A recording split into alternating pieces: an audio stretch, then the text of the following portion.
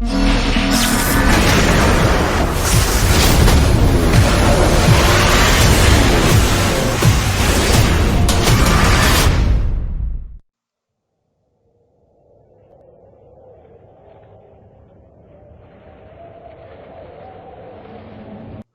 I'm Jeff Keighley here in Boston to go behind the scenes to hear some untold stories about the making of BIOSHOCK with Ken Levine and Sean Robertson.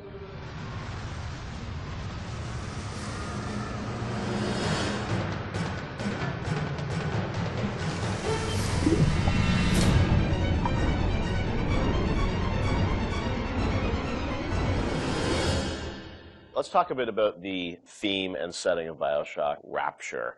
I think a lot of people, when they played the game for the first time, Ken, they wondered, how did you even dream up this place? And I know you said publicly before that part of the reason you what led you to Rapture was this idea of fully simulating a place. Tell us about that sort of idea and the frustrations you had with other games where you sort of hit a bound. I think our philosophy was always to do what we were doing 100% rather than try to do something bigger and do it 50% or 40%. So one of the ideas of, and this sort of came from System Shock 2 as well, where you focus on an area that you can really bring to life and you kind of eliminate the questions of, well, why can't I go over the bridge to New Jersey? So we were able to really make a place, I think, that felt believable and real, even though in actuality it was really quite limited. But we just sort of dressed it with all these buildings outside that were all, were all basically glorified fakes. We let the story drive what we needed to show rather than some kind of like predetermined map which we set down, which is a little different than like System Shock 2, where we actually mapped a spaceship out deck by deck. Yeah. Because I don't know what the philosophy felt a little different there, because you want to feel like a real spaceship that was sort of stacked on top of each other.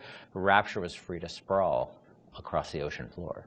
Although you guys originally, John, were talking about doing this game on a sort of spaceship again, right? Yeah, when we first started talking about what the spiritual successor to System Shock 2 was going to be, Spaceship came up, but again, we wanted a limited environment, and we didn't necessarily want to do Spaceship again. And our first actual exploration of this space was underwater, but ultimately ended up looking like a spaceship. It just happened to have a couple of seaweed fronds outside. And that started to push us towards what artistic statement that we wanted to make this look different, and what rules we were going to set for the world. How at every turn we were going to try to remind the player that they were in fact underwater and that this wasn't a spaceship. And how, like, underwater, we obviously know you did underwater, then sitting in the sky, like where did you come with the idea of like doing this underwater? I think there was probably a conversation. It's like, well, what kind of places could be cut off from other places? Yeah. Like, well, spaceship,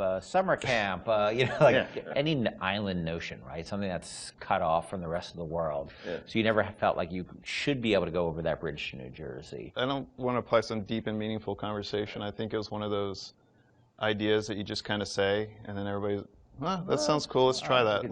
Let's go for it. And I think it lended itself to having very nice views out the window without having to build an insane amount of unique assets. Right. By today's standards, we still were a small team back then. And there's an expectation that because you're underwater, the view distances are going to be short, so you can really kind of fade out into the fog at a short distance and not have the expectation that, why can't I see forever? So there's a lot of limitations in a good way that we put on ourselves by being underwater, as opposed to, like, if you're on a cruise ship, then you'd expect to see across the water, and we'd have to deal with that. Same thing with an island. Or a city in the sky. Exactly. Which was a lot more complicated, yeah. So you came up with the idea of, let's do this underwater, let's do this sort of isolated place. Then you had to answer the question of, why would someone build this? Is that sort of how it worked, sort of order of operations? You then had to come up with a story to explain? Yeah, I think we wanted a very believable reason why they'd be there. Right. And sort of the necessary isolation of the place sort of led to, well, what kind of person would want to do this? And I wasn't even particularly aware of the sort of political implications of what I was reading, but I'd been reading, I had read The Fountainhead. Right. By Ayn Rand, and I mostly thought it was an interesting story. Like, I didn't realize that people were sort of basing their sort of political lives around it, because I wasn't that tuned in to that stuff at that point. And so, but I love the dialogue and the kind of speechifying in it, because you can see a video game character speaking with that kind of certainty and that kind of confident philosophy. It just seemed like a natural kind of thing to apply to this place, and so it just sort of all came together as a sort of who is the guy who would do this? Well, you know, that character. It was sort of this amalgamation of characters from Ayn Rand's books and Ayn Rand herself. This sort of idealistic person who says, well, the only way to do this is to separate from the rest of the world. And that led to Andrew Ryan. I am Andrew Ryan, and I'm here to ask you a question. Is a man not entitled to the sweat of his brow? No, says the man in Washington, it belongs to the poor. No, says the man in the Vatican, it belongs to God. No, says the man in Moscow, it belongs to everyone. We knew from a technical standpoint that we wanted isolation. We also knew to sell it, we needed a compelling storyline, a backstory that why would this place exist? Otherwise, how are we going to make Rapture feel like it's lived in if we don't have the reason for it to be there? So once we decided on the underwater location and then the closed off spaces, that objectivist story kind of came in and made the art stronger and made the level design stronger because we could feed back into that loop. And I think that's why we had to have sort of Andrew Ryan's pitch right at the beginning of the game. We wanted people to understand why somebody would go there. And so he makes this very personal one-to-one pitch to the gamer, but also that was the pitch he'd make to people, which was, you know, there's a place that you can be free of all these things, where you can not be sort of put upon by the government and not be afraid of nuclear war and not be afraid of all these other things that will plague you on the surface. We wanted that pitch to sort of resonate and make sense, because that's, otherwise by the time you got there you'd be like, well, this place is just fantasy, nobody would ever come here. And that the beauty of the place also was also tied into that. It had to be a very attractive proposition, or people who would believe that people would go leave their lives and go to the bottom of the ocean. I'm sure in some ways you had to convince the team and enroll them in your sort of vision of, you know, who this character was going to be and what the setting was going to be. How did that work, Sean? I mean, did Ken come in and say, hey, I've been reading these books, and I think we could sort of... I believe he just came in one day on a horse and said, Ayn Rand, everybody read The Fountainhead. Exactly. I bought 30 copies of it. Yeah, I think, you know... Here's a 2,000-page book or something. Yeah. Go read it. And it really is more organic. You know, like I said, we knew that we had this location, and you struggle to fill it with stories, and you struggle to find meaning of why does this place exist? You know, what's my motivation? And as Ken started to explore Ayn Rand a little more and started talking to us about it, and we were having that conversation, and it's like, oh, this could totally work. Like, this is exciting. Like, this is something that really hasn't been done in a video game before. And if we had flipped it and come up with the idea first before the location, I don't think we would have really been that excited about it. But we had a location, and now we're trying to fill it with that story, and because of the order of operation there, you start to get excited, like, oh, I could totally make this work. This is going to really make it feel like a lived-in space. You know, as you think of sort of the, you know, the setting, and you think of maybe a character or something, was there a moment that you think back, it's like, oh, like right then and there, like I got excited when you attached the Ayn Rand For me, it was going to Rockefeller Center and seeing the visual. So I told this story before, but my wife and I were in New York, and we went to Rockefeller Center, which was, if you go to Rockefeller Center, it basically looks exactly like Rapture. It's because every building, you're sort of encircled. It's this block in New York, or a couple of blocks in New York, where Radio City Music Hall is, and where 30 Rockefeller Plazas, where you see that show 30 Rock, and the ice skating rink, and where they put the Christmas tree. And it's this very iconic location, but what's cool about it, it's all one, unlike the rest of the city. Everywhere you look, it's one architectural style. It's Art Deco. And it's very iconic Art Deco. And my wife and I were there, and we were sort of working on the game, and we didn't have a visual style. And all of a sudden, I started looking around, and I said, oh, this could be a visual for the game. Also, the geometry of it was actually quite conducive to making a video game, because it wasn't overly complicated geometry. Art Deco is quite bold and simple. Bold and geometric, and simple. And so my wife and I bought a couple of tourist cameras before iPhone cameras, exactly. You know. Throwaway cameras, yeah, throwaway cameras with little Kodak things, and we just started photographing doorknobs and light fixtures and sort of brought, we developed the photos. Remember that? Brought them in and said, come to the office. Here's a stack of stuff. Here's a stack of photos. Take a look. I'll see you guys in a couple of years. Go make this. City where the artist would not fear the censor, where the scientist would not be bound by petty morality, where the great would not be constrained by the small. And with the sweat of your brow, rapture can become your city as well. So you had kind of a theme, you came up with an art style, some of the iconic characters, and then you really had to build the narrative around it. And you've talked about a lot of the themes in the game, and greed, jealousy, sex, violence, all the things that sort of drive us or what destroy us. And that was something I think that as you thought about the story of the game, you wanted to, I'm sure, reflect some of those, right? Because I think people love the characters that sort of flawed in a way, and this is a world which is its own little microcosm, but had a lot of tension inside of it. Yeah, I mean, the character of Ryan was sort of, he's basically invisible through most of the game, right? Except for a very small portion. But he's very present because he exists, the city is him, right? It's such a representation of him. We never want to cut away to a cutscene where you saw Andrew Ryan, planning and scheming. We wanted him to be very present without actually being present. But once you had Ryan, once you had his desire to protect this vision of his, you just had to then come up with the characters who'd be arrayed in opposition to him. So we had this character, the Big Daddy, and then eventually the character of the Little Sister. And so characters like Tenenbaum came along, like, here's a person who's in opposition to him for this reason. And then you have, for more noble reasons. And then you have a character like Atlas, who's much more cynical opposition. Once we had all those characters arrayed, we're like, well, who are you? And you ended up being a sort of a pawn in the middle of all this opposition to Ryan. We just kept kind of homing in on that theme and making sure that you weren't, eventually figuring out that you couldn't just be here by an accident, that you're an integral part of this story, even though you don't know you're an integral part of this story. You think you're just there by happenstance. Look, Mr. Bubbles, it's an angel. I can see light coming from his belly. Wait a minute, he's still breathing. It's all right. I know he'll be an angel soon.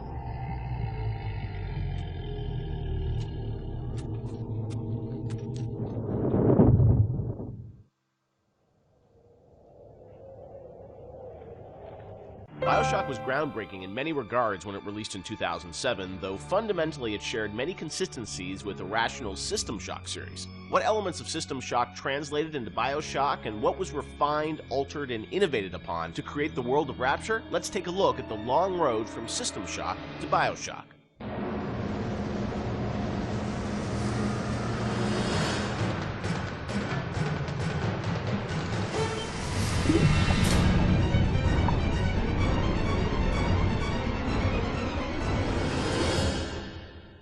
Everyone knows where the game ended up, but I think fans would be interested to learn where this game or the idea of doing this game started. And I think folks know System Shock and the legacy of that game, huge fan base. Did it start as a System Shock game initially? No, I mean, because we didn't have the rights to that, right? We kind of felt that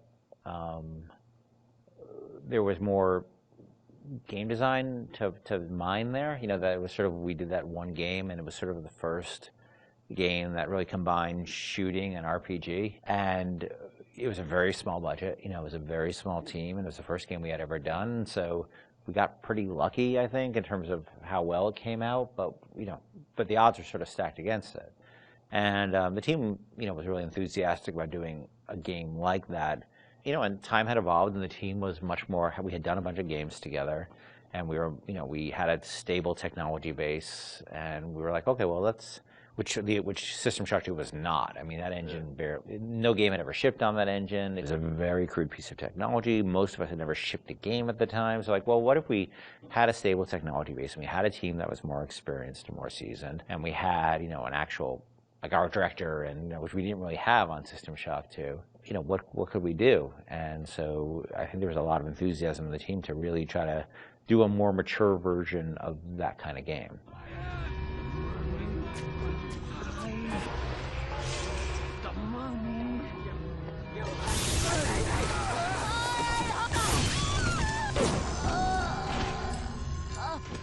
this is before we had sold the company to Take-Two, and we were an independent developer, right? We were sitting there, we were using the money we made from other development deals we had, and we would try to scrape together whatever time and money we had to work on this thing. And it was not actually something I was particularly keen on doing. The team was much more keen on doing a sort of a System Shock-ish game than I was, because... As you were pitching, right? Like System Shock 3 at one point, right? Well, I mean, there was an actual System Shock 3 that we were pitching back in the day when we were right after System Shock 2, but that never happened. Right, yeah. We couldn't get anybody interested because System Shock 2 sold like 5 copies, right?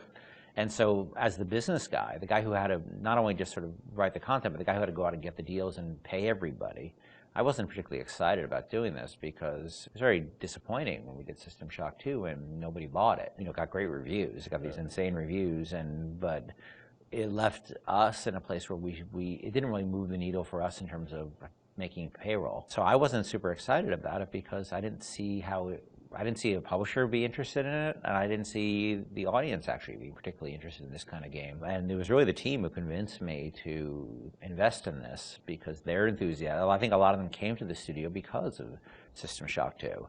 And so finally they sort of battered me down, and it's good they did because I was not the first fan of doing this. And I know initially there was something called the Serene Dawn. That was a spaceship, or what was that? No, that was the name of a cult, right? Oh, Yeah. That's right. Okay.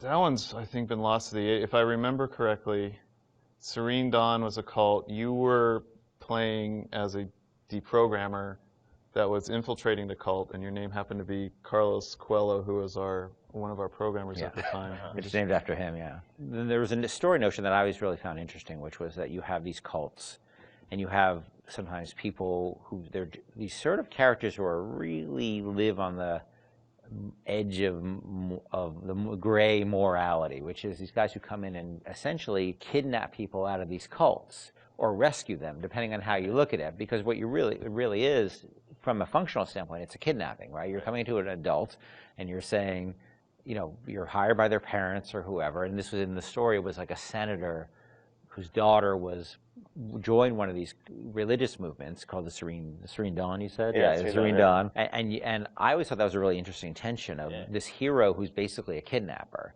and taking a young woman against her will out of the place that she was in. Now, you could also make the other argument that, well, she was not really there by her will. But there's a really interesting conversation that goes on there. I think there was actually a Kate Winslet movie, a Harvey Keitel, Kate Winslet movie, which dealt with a similar theme. Because usually you hear that story, these deprogrammers as a sort of heroic kind of notion, but I always thought that, well, there's something interesting about agency going on there, and about are people entitled to make bad mistakes, or is it a bad mistake? It all depends on the person. And I'm not a fan of religious cults or religion in general, but there seemed to be an interesting discussion of freedom there and independent decision making. And I thought that idea was cool, and that was sort of the basis of it for a while. But it was really mostly for the purpose of we needed something to go out and pitch to publishers, and so we know we didn't have a ton of time to really develop it. So that sounded like, all right, this will do for now. And was that pre-Underwater City? I mean, this was just like an idea for a story. We may have stepped away from that to do the cult thing, but then we went back to the underwater. No, we had that one room, remember? We had the one World War II room with the roaches on the ground and like these weird test tube things that you could walk around. I don't know where that fell. It could have been underwater. There was no windows. The thing is, we were a small business, right? And we were trying to figure out a way to sell this thing with spending the least amount of money, because we didn't have any money. We don't have a pot to piss in. So we would do this demo. That was one room basically, just to show. And I'd write up a document, and we'd take it around. And I'd fly around the country, be like, "Here's our room." It was a different time, And we had just come off of SWAT 4. One of the advantages we had is that we were so familiar with that engine at that point that we could really start cranking through, small rooms and lighting and making things look good. So I took it on the road to sell it to somebody, and nobody cared. We'd go to a publisher, and look, they have to make money, right? And we'd say, we say, oh, it's sort of a spiritual successor to System Shock 2, and they'd be like, well, how did that sell? And I'd be like, my mom likes it, and they would be like, well, we can't, and usually we'd be talking to a fan. A lot of executives, like sort of junior executives, were fans of System Shock, and they go to their boss and they'd be super excited, and their boss would open up, their Excel spreadsheet and be like, "No, we can't do this." And I think the pitch probably evolved as we kept trying different permutations trying to sell, but we're also out there trying to sell like 2 or 3 other things at the time. We had a pitch for a game called Monster Island, and Well, our SWAT 5 pitch was Zombie SWAT. Yeah, we had just come off of SWAT 4, which is like hardcore tactical, and we decided they wanted us to do another SWAT, and we didn't really want to do another hardcore tactical game, so we're like, what if we added zombies to SWAT? Like, and this you're a is SWAT team that fights zombies and werewolves. That sounds awesome. And it was like, no, it doesn't. And this is before, We're not gonna before do that. zombies were a thing. Yeah. And so we came with this thing called Division 9. Division 9, yeah. That probably would have been even a bigger financial success than BioShock. Wow. But we couldn't get anybody interested in it. We didn't have enough werewolves in the demo, I think. We had 0 werewolves in the demo. Yeah, we were going to have werewolves, weren't we? Werewolves and vampires. That was the Oh, whole, really? Yeah, Werewolves, the whole, vampires, like, zombies? just throw it all the Universal Studios monsters from like, Oh, wow. yeah. So what happened is we couldn't sell it, but we were always sort of independent-minded. And so I said, well, what if we sort of did this in reverse? Instead of getting a publisher first and then doing a press tour on it, what if we sort of did the press first? Yeah. And we called up a guy, Andrew Park, who's at GameSpot at the time, who was a fan of System Shock 2 and a great guy. And I said, well, will you come out and look at this thing we're doing and write a story on it? And he was like, sure. And Andrew flew out, and we showed him what we had, which is this very, very rudimentary thing about an underwater base. And he wrote up an article and sort of featured it as like, this is the spiritual successor to System Shock 2. And the next day, the phone started ringing from publishers who now all of a sudden saw that the article was getting all this pickup and all these comments, and people were excited. And that really, I think, put it over the top in terms of being able to sell it, even though it was not BioShock at that point. It was called BioShock, but it was not BioShock. There would have been I don't think there would have been a game. We never would have sold it without Andrew coming out doing that. My belly's full of angel's blood.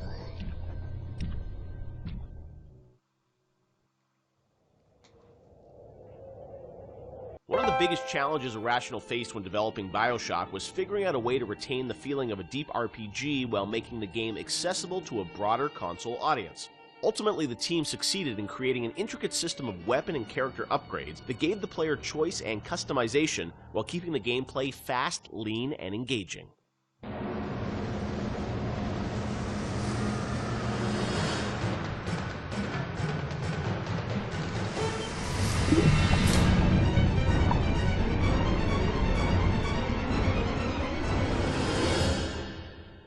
One of the hallmarks of BioShock, to me at least, was that it really blended RPG and sort of first-person action game together in a way that, is sort of standard today, but a decade ago was really pretty revolutionary.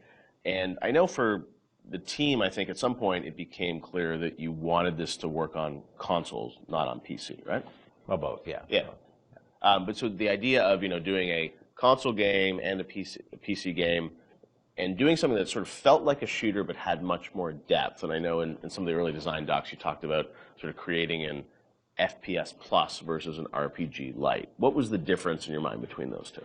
I think for us is the big difference between System Shock and BioShock ended up being that System Shock was more about your character growth and BioShock was more about the environment. Because with System Shock, we really didn't have System Shock 2. We didn't really have either our team to make enough assets or the visual power to sort of make a really convincing environment. But as we started working on BioShock, the art team was so strong that the ability to tell a story within the environment became the most important thing about the game. And that was sort of not something we thought right at the beginning. That was not really a concept we had. But as we started building things, we could realize that the visual world was the star of this thing. The Rapture was really the star of this thing. And telling the story outside of cutscenes, telling it in the world, so the gamer could discover the story rather than us telling him the story, telling him or her the story. And it was still very much, for the time, I think for the time, quite different than what you had seen in terms of there wasn't a lot of growth in shooters. So It was still, I think, for the time, very, very revolutionary. But I think System Shock 2 was even more ahead of its time in terms of that growth thing, because we defocused a little bit. Primarily, part of it was just figuring out how to do that all on a console controller was very tricky.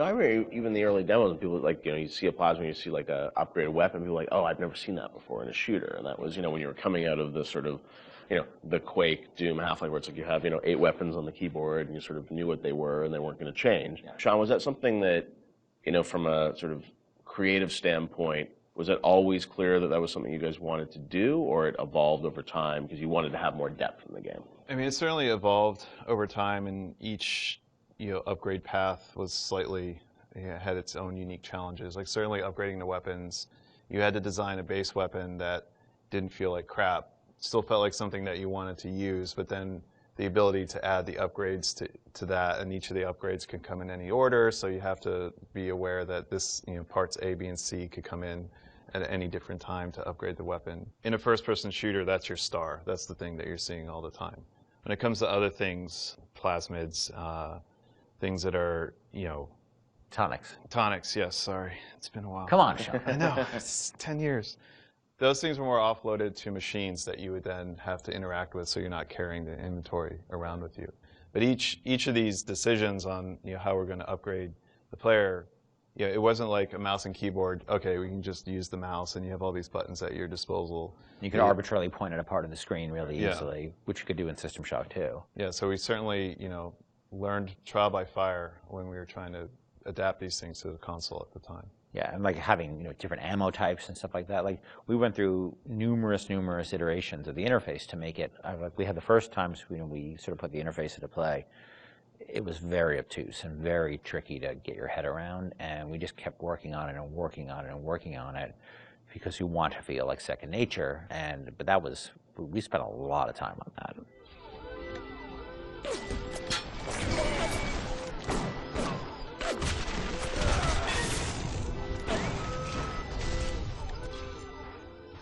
What motivated the idea of having so much choice in the way you could sort of play through this game? What was it to give the player a better sense of authorship over the experience, or what was driving that?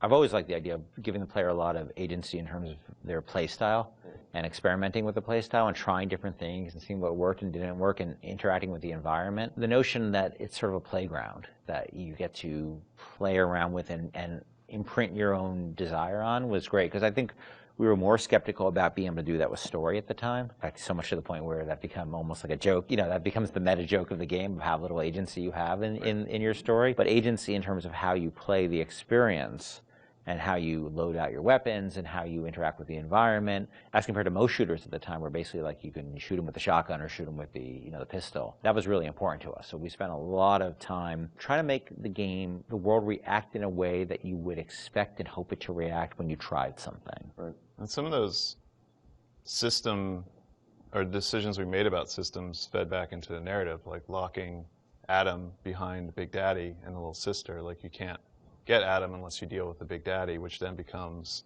a roving boss fight, which then becomes another system that I don't know if we planned that from the start or was one of those happy, like, serendipity, like, oh, this decision that we made about putting Adam behind the Big Daddy totally works because now we have a different type of boss fight that you hadn't really seen in other games. Actually, it was the other way, because what happened was originally there was no concept of Adam, and Big Daddy just had money and other treasure on them, like every other splicer. Yeah. And they were so tough, nobody would ever fight them, because why on earth would you go after that guy? Right, go off a bunch of small splicers and get the same amount, So we had to come up with a currency that was exclusive to them, because we knew that was where the fun was, right? But we also knew people were terrified of them, and we didn't want to fight them. Yeah. So video game development and system development is a lot like economics, right? In economics, you try to encourage certain behaviors through tax, usually through tax policy.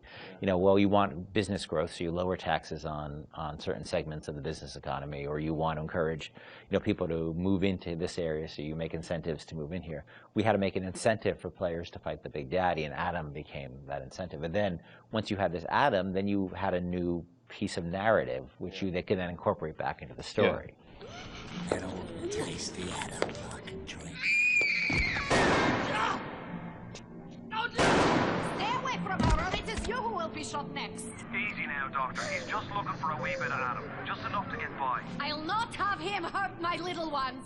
Talk a bit about the plasmids and the vending machines and that sort of whole approach to, I guess, what is kind of a tech tree, but, you know, and coming from PC games, you know, used to strategy games and whatnot with very complicated ways of how you would upgrade things. I thought you guys did you had a really interesting approach to how you made it very accessible to a console audience. How did that evolve? Did you know the vending machines were going to be there from the get-go? Well, we had vending machines in System Shock 2, so we were sort of lifting that, and I always thought that was a fun, notion because it's a affordance that people already understand. You know, they see a vending machine, they know immediately, oh, that's where I buy stuff, right? Yeah. And you also then have to have a shopkeep. When we talked about wanting to make things, put limitations on ourselves so things felt fully believable. Yeah. If we had a shopkeeper sitting there, you can't shoot him. He sits there, he doesn't say anything. Right. And all of a sudden he feels fake. Where a vending machine, the Circus of Values machine, can feel 100% authentic, you know, despite the fact that it's selling like ammo and stuff like that, you know, which is, But in an objectivist society where you don't have rules and regulations on that type of thing, it feeds back into the narrative. But you don't then break the fiction at all by having these characters who sort of don't really live and breathe in the world. So the vending machines became an important part of that. But we still want to give them character, and hence and so that clown image came from a piece of that image is actually from like a fruit container or something from like the 1940s. Okay. And so we had a book of like royalty-free images, and I saw that image, and I'm like, let's put that clown on it, and we'll call it Circus of Values, and then we wrote lines for it, decided he'd be this sort of asshole clown, and then we hired the best actor in the world to play that part. That was me. My biggest Avengers, I didn't cost anything. I didn't know you were really. I was a clown. Yeah. I was a clown. I hear it in my head every day. My wife hates that voice. She hates that voice. You can give us a little of it right here. Welcome to the Circus of Values. She does not allow me to do that, so I do it outside of the house. Okay. But it allowed us to have something that felt very rich and very real, while being very limited at the same time. Feel your cravings at the Circus of Values. And also, you know, the plasmids and sort of the motif of sort of the videos and how you explain sort of what a plasmid was. That was a really fun way, I thought, to sort of explain that. Sean, how did you guys evolve that? Because it was a very artistic approach. I think those came on pretty late too, because we were developing all these systems, and you make the assumptions because you're dealing with them every day that the player who gets this game is going to understand what these systems are.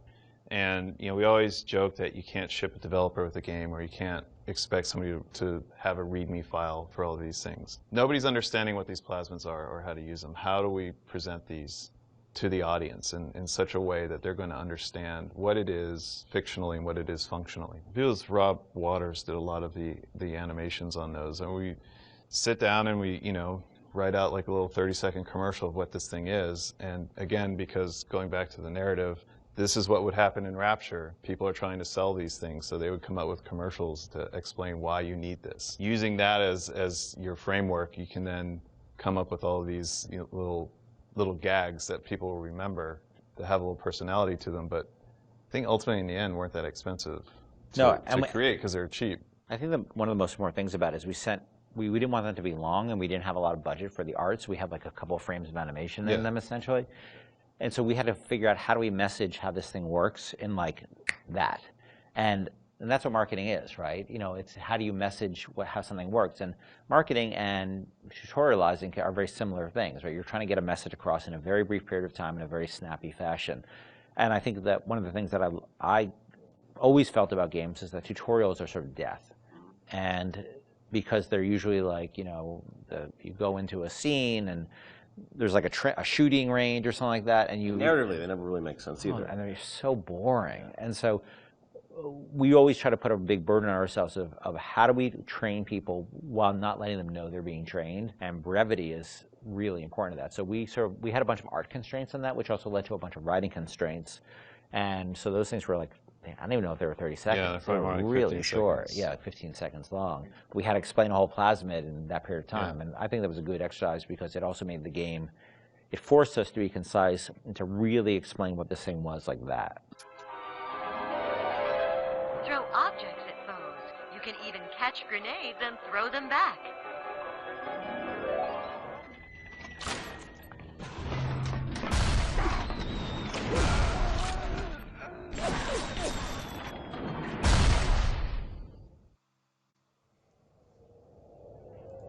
Nailing the perfect marriage of story to gameplay is a science that many developers still struggle with today. BioShock has left an indelible mark on gaming narrative that can be seen and felt in many modern releases, but Irrational's motto remained from the beginning, don't start with the story, start with the gameplay.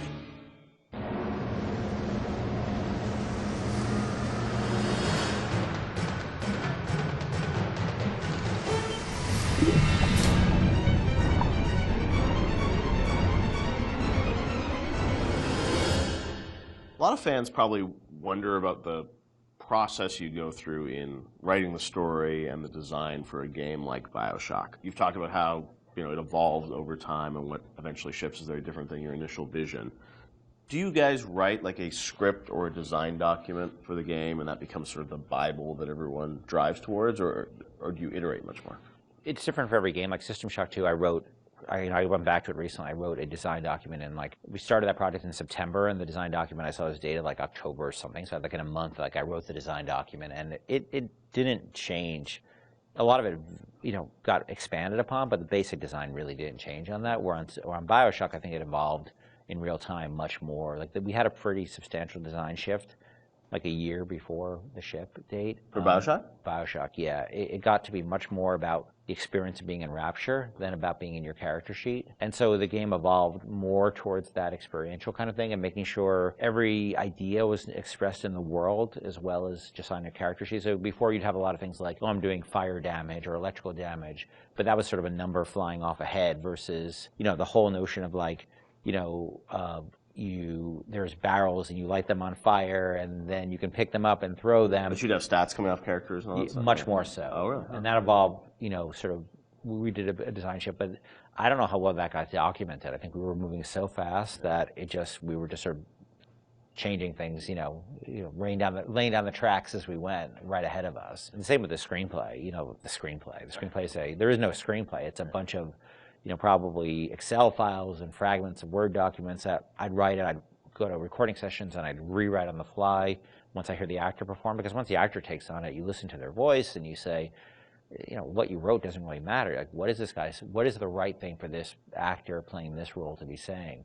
So I tend to do a lot of rewriting in the session, and then you have a bug late at night where somebody says, oh, this doesn't make any sense, and you're like, oh God, and you have to write a new audio log and try to get the actor back in, or you figure out what's the best way to get this idea across? Yeah. And is it an audio log? Is it a poster on the wall? Is it a piece of text that pops up on the screen? That's always dependent on how much time you have and what actor availability is. So, the plans sort of fall apart. I think we've worked on that a bunch since on the new project we're working on, where we are trying to document things a lot better and keep things a lot more logical, but the train was running so fast on BioShock that we just sort of... early on, we got the Andrew Ryan scene in, like we'd said before, and that was kind of like the keystone.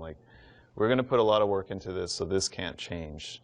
Everything that happens before or after that don't really involve a lot of departments working together to make a scene, those things are very malleable, and if you need to change audio logs to represent a story, if you need to add lines or take away lines, that's very doable. And I think for a while we even had text-to-speech. We even did that, I remember for Infinite with Booker and Elizabeth and other dialogue, and that really didn't work very well, because you'd have these dramatic scenes and it'd be like, Elizabeth, we need to go to Comstock, and it just... Yeah.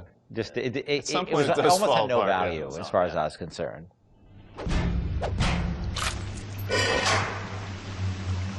Atlas radioed on ahead. Says you were looking for an invite to the fisheries. Nuts, I say. But if your heads up to the Wharf Master's office and find old Peach a research camera, maybe I could manage an invite.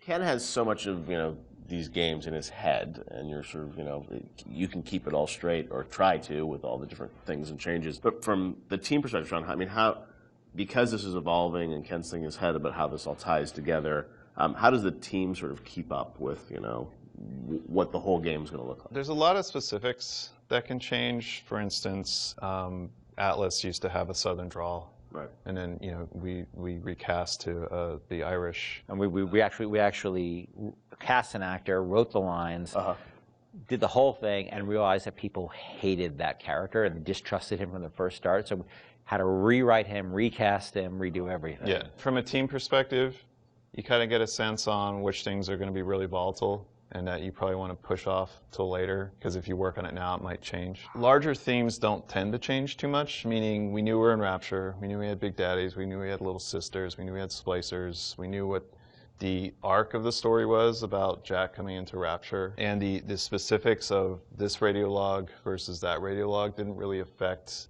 anyone outside the audio team at that time, because we could still build the environment. We still knew what the environment was. We still knew what the animations were. There are areas you learn just by working in the same space for a while that this scene, I'm not touching this yet because I know that it's going to get changed a lot. I think these themes are pretty nailed down, so I'm going to focus the team on getting these things done. I won't leave you twisting in the wind. We're going to need to draw her out of hiding, but you're going to have to trust me. The audio logs were, a great part of the game, and something that if you're a true fan, I mean, people really go in and listen to those and piece that all together. But I imagine there's a lot of work that goes into deciding, well, this is better for an audio log versus game dialogue, and there's the act of sort of cutting back and sort of saying, we need to be clear about what the narrative is for the game. What was that process like? I mean, the audio logs, were there things you added at the end, or were those, ideas that you had for the game, but then said, hey, maybe we'd demote these a little bit and make them audio logs? As Sean was saying, there's sort of a hierarchy of expense that you have to face, and so any ideas you have to get across, especially as you start playing the game, you realize, well, this doesn't make sense, that doesn't make sense. You have to figure out how you can introduce that idea. And generally, as the train is moving, you try to think of cheaper and cheaper ways to get those ideas across. If it's less important, it goes to an audio log. If it's less important, it goes to a poster on the wall. Well, there's also characters that you can bring in that have audio logs that aren't. Atlas, Tenenbaum, those are your big ones. You can bring in somebody to do a short, a few different audio logs. It's a character that some players may not even find, but it adds a little bit of depth to Rapture. And it also, usually each character generally is about a certain idea, and we don't just sort of come up with characters we have an idea problem that we need to solve, and so let's introduce a character who's this guy, and he will be the guy who sort of shepherds you through that idea. Julie, my dear, I am trying to run a business here. You want to spend time with my honeybees? Well, I'm going to have to start charging you for the pleasure. If I come out one more time and find you lolling out there amongst my hives, I'm grabbing my shotgun. As to your question, yes, my days in beekeeping school are a blur, but I do seem to remember something about that enzyme you keep blabbing on about. So as you're going through the game and, writing things, rewriting things, were there things with the original BioShock that you've always been surprised that more people didn't pick up on, or was there something that, a connection to a character you thought was really going to resonate with people, which, didn't? Anything like that? No, it's the opposite. I was amazed, I don't know how you felt, but I was amazed how many people connected to the Would You Kindly stuff. Because I think it was when I wrote that speech, I don't think anybody on the team was like, oh my God, this is really this or that. And I don't think I really had any sense that people were going to connect to it. I think we ended up sort of over time finding more ways to support the notion throughout the game. Yep. And I don't think I really, until I heard Pat put together the revelation moment, whereas where you had all the bits that Atlas had said to you in the past building up, and then there was a visual that went along with that. That's when I realized it was going to be a really powerful moment. But even so, I still did I think people were really going to connect to it or really even understand it? Because it's pretty out there. And that it was meta commentary, too. I think that completely, I think I thought, oh, it's kind of meta, cool. But people connected to it in a much bigger way. Yeah, the choice stage and everything, and also just, being able to kind of roll back and think of all those other moments throughout the game. And so, a great revelation like that, they're few and far between in games where you sort of then you want to play it again, you're just like, oh, wow, really, that does all make sense, right? Yeah, I think as a team, we were definitely proud of what we had done. But up till that point, SWAT 4 was the biggest game that we worked on, and we had no expectation of that anybody would pick this up. Or even BioShock cosplay. I remember the first cosplay I saw with the guy in the Big Daddy suit, and his little daughter was in the kitchen cabinet. I think that was the first one I saw. I was like, whoa, people know this stuff, that's insane. Yeah, people were building these outfits, and that only expanded with Infinite. I mean, that sort of went crazy with Infinite, with people cosplaying Elizabeth and Luteces and Booker. It meant a lot to people, and I don't think that's something we ever saw coming, and we're deeply grateful for it, because it's one thing to make a game and get good reviews and stuff like that. It's another thing to have things that people are having their weddings themed around it, and their tattoos and naming their children after characters. You can't plan for that, and I think the only way that could happen is if you just make something that you're deeply in love with and passionate about. I can say we were. It was something there's a lot of passion on the team about, but we didn't know people were going to take away what they did. Would you kindly? Would you kindly? Powerful phrase.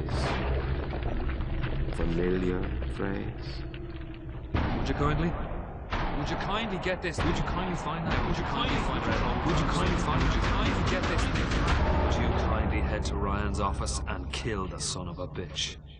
Part of the challenge with that, though, is when people love fiction so much and they dive into every word written in every audio log and try and connect all the fiction, make sure it all makes sense. Are there any things from that game that you sort of look back and it's like, oh wow, like we didn't explain this and we should have, or things that fans have misinterpreted over the years? There are things we think that we did that should have or shouldn't have been in the game. Like I was never a fan of having two endings, and I think that's what the publisher was asking you to sort of have a. That was the one thing that 2K, and they were very hands off. That was the one thing they insisted on, and it's not something I really thought was a good idea, because they're still limited, even though they're multiple. They're still limited, and so that was something that we ended up doing. One of the endings was far better than the other one. I mean, there's no. It's clear that I was much more interested in the happier ending with the little sisters than I was with the nuclear submarine ending. I'm sure part of it was the idea that if this game is, if you're making a choice throughout it, I'm sure when some people are like, oh well, then it has to be a payoff, right? Right. Except the game was really about lack of choice. About not being a choice. So that always struck me as a tension that was weird. But look, at the end of the day, they were putting up a lot of money, and so I can't really complain. They weren't dictatorial at all during the development. So that was the one thing. But that's a game that I wouldn't have put the boss battle in, the final boss battle. Like we seem to end up doing that over and over and over again. Every time we start a project, I'm like, I'm never going to do that again. We're never going to do that again, and we end up doing it. Right. We're not good at boss battles, and that you're fighting that guy, and look, this is the naked dude. It just doesn't work. Totally makes sense. But and it works pretty well up till then, but then it doesn't. It just doesn't work. That boss battle's silly.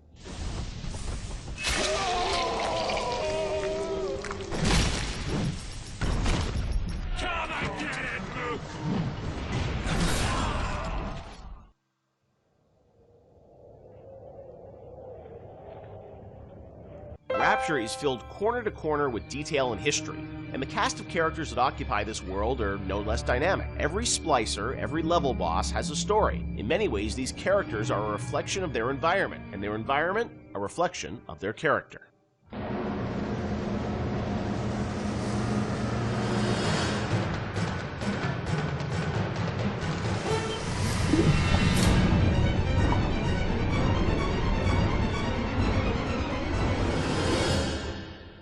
Let's talk about some of the characters in BioShock. There's so many that fans love, and there are many Wikia pages about them. One thing that I think a lot of fans may not realize is you were telling stories with these characters, a decade ago. And technology today, as we saw in a game like Infinite, you can do amazing things with facial expressions and storytelling. Conveying that emotion that you did 10 years ago with limited technology was challenging. How hard was it back in the day to sort of, convey story in engine?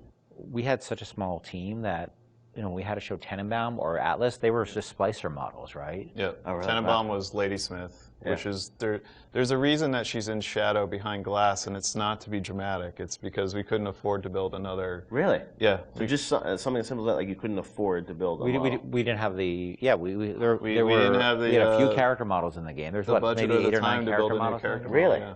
Wow. So we're like, oh, we'll put her in silhouette behind a light, and people think it's noir. And so much of it was driven by the voice performance, I feel like, too, because it was like a radio play in many ways still. Yeah, we had some really good actors, and I was able to spend a lot of time with them, and the fact that I could write the stuff, direct it, and then rewrite in the room, and the fact that we had actors who were, for whatever reason, I wasn't even in the same room as them. I was on a speakerphone. Right. They were in a studio in New York or LA or something. I never met I don't think I met any of them. Really? None of the actors in BioShock you ever met in person when you were making the game?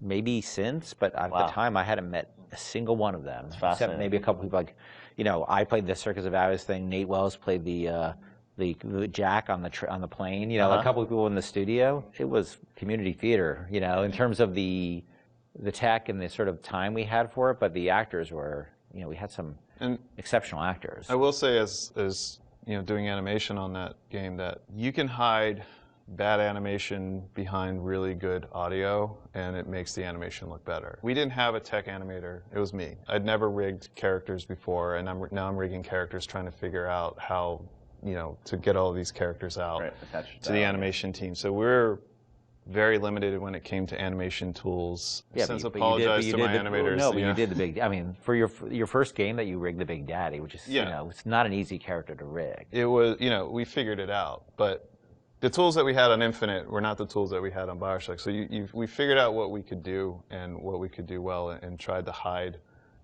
kind of, you know, put into the darkness the things that we knew we couldn't do very well. And having voice actors of that caliber that can bring those characters to life, you tend to fill in the blanks. So tell me, friend, which one of the bitches sent you? The KGB wolf or the CIA jackal? Here's the news. Rapture isn't some sunken ship for you to plunder. And Andrew Ryan isn't the giddy socialite who can be slapped around by government muscle. And you did get to revisit Rapture in the DLC for Infinite, and you know, with today's technology or technology from a few years ago, I'm sure it was liberating for you guys in some ways to be able to use that tech to bring the environment and also characters to life. What was that experience like for you guys to go back and sort of revisit Rapture?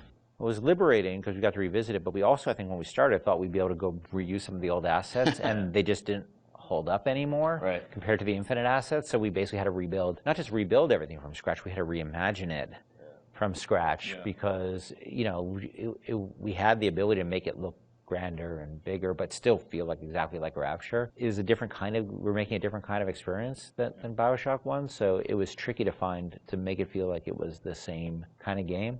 Because it wasn't, you know, the first one was sort of an action game, the second one was really a stealth game. You know, the Barrel at Sea Part 2 was really a stealth game, and you're really telling the story of Elizabeth throughout those things. Yeah. So it was a different lens, but it was also cool because it allowed me to make the whole story about Elizabeth. You know, to have her be central to the franchise from the very beginning, and she was always, you know, she became the heart of it to me, and to have her, it was really exciting for me to make her, you know, her heroism be something that set the events of BioShock into motion, which eventually, you know, saves all the little sisters. That was really gratifying, a nice way to tie the whole thing up for me.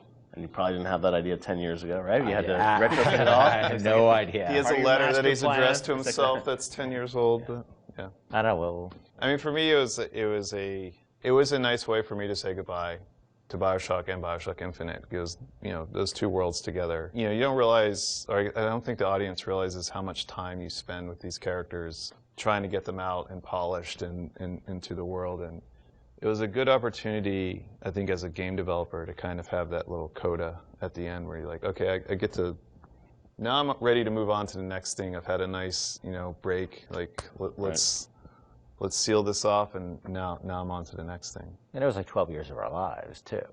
Between the very beginning of it, and it was a long time. Well, I mean, so my daughter, who is 16 now, I did a lot of filming of her when she was 6 as a little sister. Oh, wow. And this was not mocap, I was just running around the office.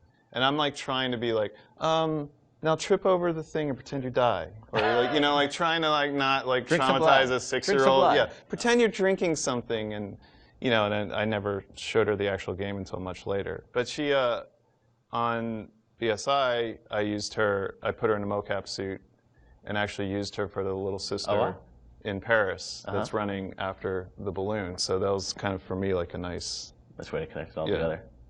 Were there any characters on the original game that you found hardest to write? I mean, you mentioned, like, you know, recasting Atlas, things like that, but was there a character that was the most challenging for you, Ken?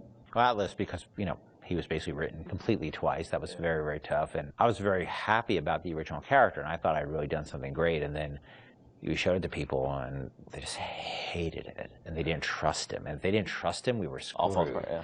And so it was tough because we, after having gone through all the recordings, actually, I had to let the actor go. It's no fault of his own, right? It was on us. He had invested in it, tell him that it wasn't going to happen, and rewrite it from scratch. That was hard, and that was tough. And then after I finished it, I had a debate with somebody on the team who felt the accent was really, really phony. And we had an English person on the team, and he felt the accent was really phony. So at the last minute, we basically ended up doing a focus test in Ireland. Right. Wow. To see if people bought the accent, because the actor playing Atlas was Irish, but he was from a different part of Ireland, so he was playing a different kind of Irish accent. Right. I don't think he was from Dublin, and Atlas sort of had a Dublin accent. And so at the last minute, I thought I was going to have to do it again. Oh, wow. And fortunately, the focus test came back, and people loved it. I don't know how you survived that plane crash, but I've never been one to question Providence. I'm Atlas, and I aim to keep you alive. And a lot of the villains in the game felt like they were, very much tied to certain levels. And this was, you were still in an environment of levels with BioShock, right? It wasn't just a big open world. Did that all sort of get designed together? It's like, here's the best villain that's going to fit to this environment and this theme of, this area? Some of them work better than others. I mean, I think obviously Steinman and especially Sandra Cohen really, I think, dominate in terms of the level boss. They are their levels. They are the levels, and some of the characters didn't hold up as well, I don't think, on the writing side. The fun thing about the characters at work, like Simon, where he had all those little displays with the scissors and the tech, that was stuff the art team came up with to support that character. And obviously Sandra Cohen, in that level, I had this idea for this character, and as this artist, and taking Andrew Ryan's thinking to the extreme, through a lens of art, was really fun. They were really, in a lot of ways, they're sort of like more like Batman villains than they are like actual, real world villains. That they all have the Joker cares far more about the humor and the dark humor that he has, and the Riddler cares more about the riddles than he actually does about money. Right. The money, the crime is this afterthought. Right. It's the philosophy. And so these characters have a lot in common with, and there's probably a lot of inspiration taken from sort of characters like the Joker in terms of a guy like any of the characters in BioShock, because they were really driven by their ideology, but their ideology is a mask for their sense of selves, right? This stuff is really, Cohen knows he's a hack, and he doesn't want to he can't admit that to himself, so he has to wrap himself in all this nonsense, because the last thing he could ever do is look in the mirror and say, I'm not much of an artist. No need to thank me for jamming the transmissions of those boors, Atlas and Ryan. Let them have their squabble. The artist, yes, the artist knows there is richer earth to till.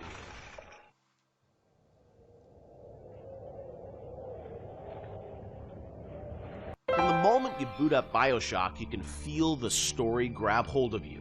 A plane crashes at sea, a mysterious lighthouse, a sprawling city beneath the ocean. Hooking the player from the first touch without overwhelming him with convoluted RPG mechanics was key to the success of the game and the skillful ramping up of BioShock's legendary gameplay.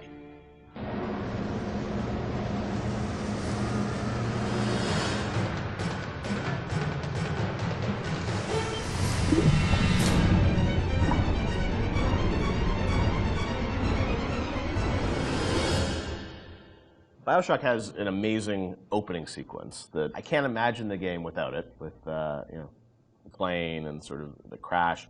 But I understand that didn't come online until like the very end of development. Sean, is that true? We had a couple of really depressing play tests. We had built all these systems. We thought we were doing a good job of like giving basically people a playground to play with and things to do. And when we had a play test, we didn't realize how bad of a job we were doing in exposing those systems to the player, because we were so in these systems and in our own heads, we had no idea that we just weren't facing them towards the player at all. So after that play test, we took a long, cold look at what we were doing and realized that we had to introduce we were confident enough in the systems that they were going to be fun and meaningful to the player, but we really had to think about how we were going to introduce these systems to the player, and in such a way that they understand why the systems were there. Like, you can't ship a README file with the game and expect people to read it. Like, it has to be part of the experience. So the challenge is, how do you introduce people to these systems, but do it in such a way that it fits within the narrative. So we had to integrate all of these things into the story cleanly so that the player felt like it was one smooth experience. And I think the zap 'em and whack 'em thing was one of those. And the 1-2 punch. Yeah, the 1-2 punch that came out of that. The plane sequence at the beginning, I heard a story that like a programmer put that together in like a day or two, and it was a very last minute thing, right? It was. So we had done a focus test, and we had. It was one of the most depressing experiences of my life because we were very close to being finished, and it was basically giving people what essentially became the demo, and people played it, and it was in Boston, and we were sort of behind these glass windows, all these sort of Boston guys, like, this is a wicked piece of shit. You know, they hated it, and they were making fun of it, and they were saying, it's like watching some guys and dolls getting, beating each other up, and it's the stupidest thing they've ever seen. And we thought we were in pretty good shape at that point. And I remember the focus test guy was like sort of like a doctor giving me the bad news. You know, sorry, Ken, you better get your affairs in order. Right. And we all came into work the next day, and we were like, what are we going to do? And we were all pretty depressed. But I think we started talking. And as we talked, we started thinking about what are they saying to us? What are these people saying to us? We think there's something there. How are they missing it? And we decided that maybe they didn't understand who they were and who their role as a character, who their role in the world was, because the game at that point started with you in the ocean, floating in the ocean after the plane crash. And the crash still was in the fiction, it just wouldn't show it. You just didn't see it, so you didn't have the voiceover saying, my parents always said I was going to do great things or whatever that. They didn't show the plane crash. We didn't establish a time period. Yeah. Because the plane is critical to establishing. You're smoking a cigarette. It's very 1960s looking. All that stuff was established. It wasn't established. So we decided we had no time and no money so we sort of came up with a script. I wrote some lines. Our line, I think. Nate, one of our artists, recorded the line. Steven and Sean and those guys got to work on building this very simple sequence, which was simple.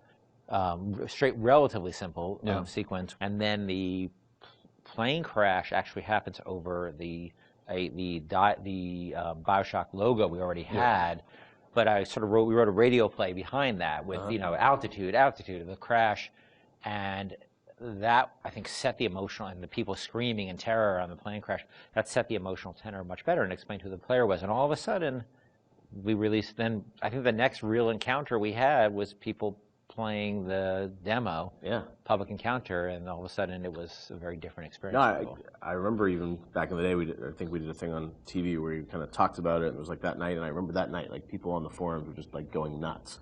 And even though the game had a lot of press attention, when people finally got to play it and go through that sequence, I just remember there was this mass sort of excitement around it, and then the game shipped only a few weeks after that, right, or a month after that? A week later, or a few days later. It's amazing, like now to hear that, like literally like a month before the game came out, like the plane sequence came online or something. I mean, it was that late. Right? Well, we still had to go through certification and all that. So it's like within. It wasn't far. It wasn't far. It was really last minute, and it was one of those things where like you really shouldn't be putting in content that late. Yeah. But we felt it. We were so close to having something good that we just rolled the dice on it, and we worked really hard on it. Like we worked really hard. I remember how much time I spent on just that recorded of altitude. I can still hear the different version of that in my head because there's been so much time on that stuff, and these guys were working on getting the animations right and the scene was shot in engine, but we decided to pre-render it so that we had to do less QA on it. Right. It wasn't going to be some like weird streaming error or crash error. Wow. It was just like, we're just going to show the video, yeah. And it's interesting because once you start in the ocean, we had this experience of testing a lot with the water effects and how beautiful Steven's water effects were. People didn't realize they were out of a cutscene at that point. And so they would just sit there and stare, and then they pick up the controller. And they pick up the controller, and all of a sudden they realize they were controlling things. But that, as Sean said, that part of the plane is not actually interactive. It was done in the engine, but we just filmed it.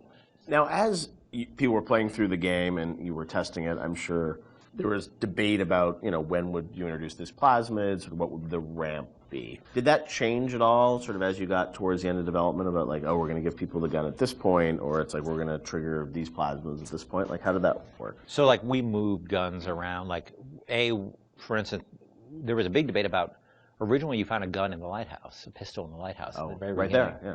And because the shooter, right? Like, what the hell? And we had a lot of debates about it, and I feel that it was important that we didn't do that, because the fact that you sort of go through a lot of the experience without having the distraction of a gun is important to getting you immersed in the world. Because when you have all you have is a hammer, everything looks like a nail, right? But you don't have the hammer, so you just sort of had to take in the world and have that feeling of fear. And like I know when you saw that splicer bounding around on the ceiling, that you couldn't do anything about it, and that had even though that's those are those moments, right? Like I remember when I played Unreal for the first time, where it's like you're trapped and there's a monster and you can't do it, and the lights go out. It's like that's the moment with the splicer where you're like, I want to do something but I can't, and that evokes an emotion.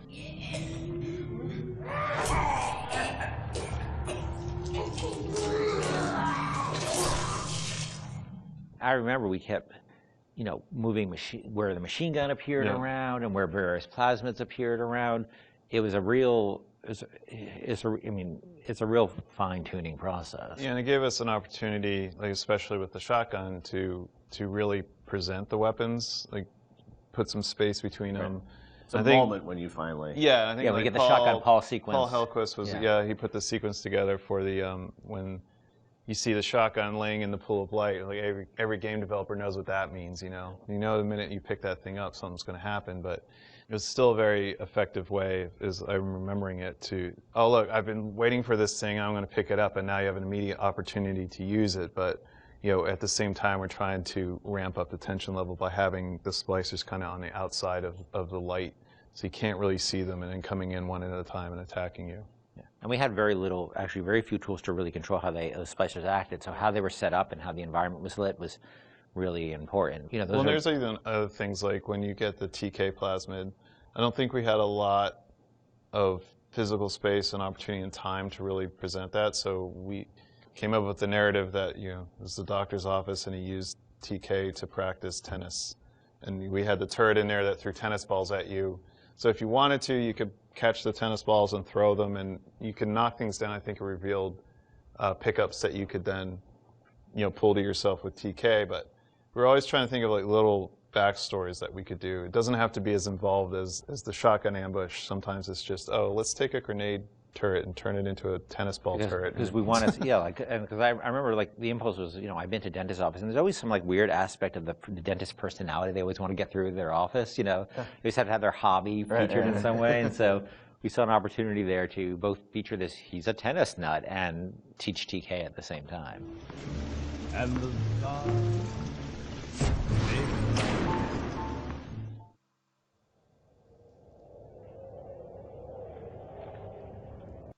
Rapture is overflowing with memorable locations and set pieces. In developing a world that feels organic, lived in, and functional, Irrational managed to create a space that feels perfectly suited to the story and action that takes place in it, which begs a question: did the plot shape the location, or did the plot fit squarely into a world that was already established?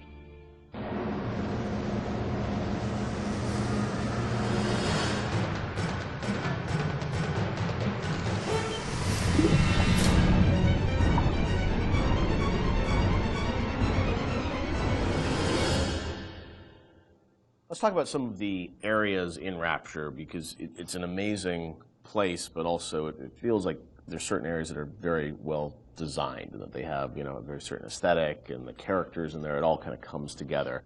Ken, do you have a part of Rapture that resonates the most with you still to this day? I think the opening is always going to be the most important to me, because it's we spent a lot of time there, and it was all, for me as a challenge, as a narrative guy, is sort of how do we set up a very complex series of events and a very complex notion, and all this, Andrew, with so much to tell, Big Daddies and Little Sisters and Andrew Ryan and the time period, and do that all without cutscenes. And especially, I think, the descent to Rapture, when you go in the bathysphere, getting that right, getting everything right down to the bathysphere, cresting the hill and seeing the city for the first time. Remember how much we worked on the timing of that, just getting that. And it took us forever to figure out that we should just put the slide projector covering the window. Again, in hindsight, it seems like such an obvious choice, but we were really trying to figure out, how are we going to tell this story of Ryan, and then reveal, so you can see the the city beyond the hill. And also, we didn't have to show the whole transition going down to Yeah. the bottom of the ocean because the whole screen was covered. Spoiler alert. I think that's the part that will always be near and dear to my heart. Yeah, I mean, for me, it was Kashmir. Yeah. That was one of the first... The restaurant at the beginning. Yeah, the restaurant at the beginning, because it was really like the first art box that we created that was Rapture. I mean, we created spaces before that weren't really hitting the Art Deco look. Scott Sinclair had just started, and he built that, designed and built that statue of the Atlas with the world on his shoulders that was in the middle of the room. And Mauricio had done some concept art for us of that space. And once we started putting everything together and getting it into Engine and actually walking around it and seeing those giant windows off to the side that just showed the seascape and really drove home the fact that you were underwater. It was the first time really all the elements started to come together. And we had built a bunch of stuff, and we actually stepped back and said, we have to just get one room right before we go any further, because we weren't getting it right. And so Mauricio did that concept drawing. Yep. We worked really hard on that statue, and that statue, I think, was the first object we really built in the game that was a BioShock. So we just stayed in that room for like a month until we got it right. And I think the original concept actually had a tram running through it it. did. So it was like even more complicated, and that was one of those things where we had to keep pulling back to really focus on what the bare essence of that room was. Were there parts of Rapture that you never were able to realize that you sort of still miss? The zoo. People talk about Fort Frolic, right? That I was excited about. Not everybody was excited about the zoo, but I don't know why I was excited about the zoo, because it would have been a nightmare. We had another area that was prior to Arcadia that was more of a straight up agriculture, forest type of area. Before we had the bathyspheres, we had a whole sort of subway transport system in Rapture, which we spent a lot of time thinking about, and then just realized that these little submersibles would be a much more realistic and much better solution. And you were going to be able to move between locations in that subway system? Yeah, much like the bathyspheres, but they were much more integrated throughout the space, and we really want to support them. And we just realized it was not really relevant to what we were doing. Were there certain locations or areas where you knew a certain narrative point, needed to happen? Like you look at, the reveal of sort of Atlas's true motivations. Like, was that like, oh, we've got to do it this level because it fits the story? Or was it more that you sort of like, you had the game laid out in a certain order and you just layered the story on top of it? I think the big one I can think of is that you encounter Ryan in his sort of like, that he would live in an area of industry. Okay. So he lives in this very industrial area because that's where he would feel most comfortable. And that we wanted his office, his lair, to sort of be not in some, residential zone, but where he wants to wake up and smell the grease fires and, and the machines and the smoke. That's in his lifeblood. Industry is his lifeblood. But it also had to be very theatrical. Like if you look at it now, it doesn't look like an office. You kind of know it's an office because the story is telling you that. Set, and we had some old technology that was laying around in the game that would control environment settings. So old system that we had would let you do high pressure, low pressure, medium pressure. And those would affect lighting and other like post-process things in the world. And that was a system that was cut, but because the code was in, we were always trying to figure out ways to use it. And one of the ways that we used it was in the Andrew Ryan sequence, because we didn't have a lot of narrative storytelling tools. We were basically switching the atmosphere to get all the lighting changes. So whenever a light changes in that scene, we're telling the game that the atmosphere is changing. And then the preset atmospheres come in and shine the spotlights on them or bring up the house lights when we need them to. Because very, very early on, you could change the pressure in the areas, and that would change how explosions worked and all this stuff like that. And we just couldn't figure out how to make it gettable for the player. We couldn't make it feedback, but we still had all those. That moved a lot of levers in the game, so we still had the system. So we used it for the sort of theatrical cues of the, very theatrical cues of Ryan appearing, the lights going down where you are, and the lights coming up where he is, because the engine didn't have those tools by default. The assassin has overcome my final defense, and now he's come to murder me. In the end, what separates a man from a slave? Money? Power? No. A man chooses. A slave obeys. And there was a great sense of sort of artistic progression as you went through the game too, and that, you know, each level had its own sort of voice. Was that something that, you know, a lot of games as they move further in development, it's like, oh, we sort of ran out of time, we can, you know, it's like we're just going to sort of repeat this and change the color palette. It felt like, I mean, for the team, it was very defined from early on that you wanted each sort of level, which they were levels back in the day, to feel distinct? Yeah, I mean, we had sort of experimented with that back on System Shock 2, back when every Doom level looked pretty much like every other Doom level, because they were just sort of working on the same set of assets. We decided with our very rudimentary tools in System Shock 2 that we would progress with color, and every deck would feel different from a color standpoint, even though most of that was lighting, or textures, nothing really more. But we had the tools to actually, you know, sort of theme levels. I think a lot of this goes back to, I think my first memory was actually from when I was 1 year old at the Montreal World Expo. World's Remember Fair. when you were 1? Well, I remember being at something at this World's Fair, which I didn't realize, I think was in 1967, when I was 1 year old, a little over 1 year old. Wow. And I was on a theme park ride they had and I remember being at this thing where a big bat flies out of this sort of thing and comes up. I don't know why I was a 1 year old was on this ride. I'm not sure, sort of a haunted housey kind of ride. And I remember loving it. And I think that stuck with me. So the notion of sort of theme parky themes and settings, and Disney World does a great job with this. You can go to Disney World, they theme areas. So themed areas are something that always resonated with me. And BioShock sort of always has had this notion of feeling of theme in different areas, much more than the real world has. Like you walk from building to building, most of them you can't really tell them apart. You Right, walk but from there, yeah, you know, walk from a floor of an office building to another floor. It's not going to look any different. But we always felt that was really important. And there's also, I mean, if you look at SWAT 4, saw some early experiments with this, especially like the serial killer's house level in SWAT 4, which is probably one of the most dense levels that we ship. But you were trying to tell a specific story with that.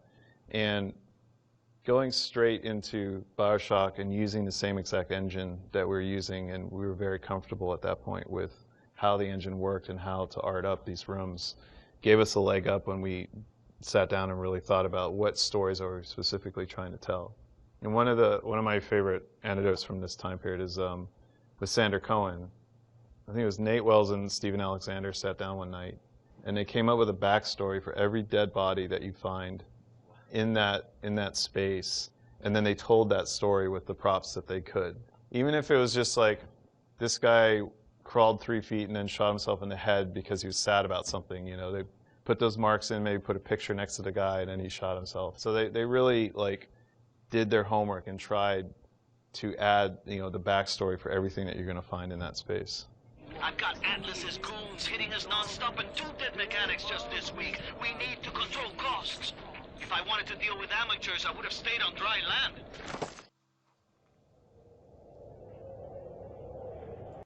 Iconic and haunting, the Big Daddy and Little Sisters of BioShock immediately captivated the public's imagination. Big Daddy encounters defined the BioShock experience, creating new mechanics and techniques that had not been seen before in gaming.